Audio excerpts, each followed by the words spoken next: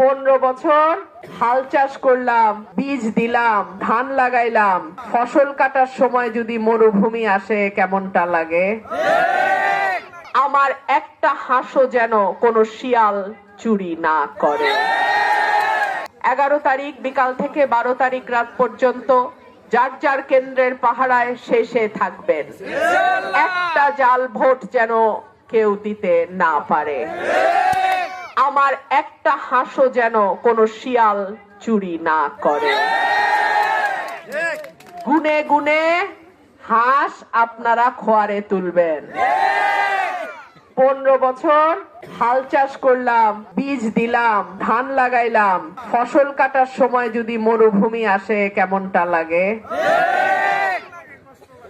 ঠিক আছে, আমার হাঁস আমার চাষ করা ধানই খাইবো। ঠিক আছে, আপনাদের দোয়া চাই, সাহায্য চাই।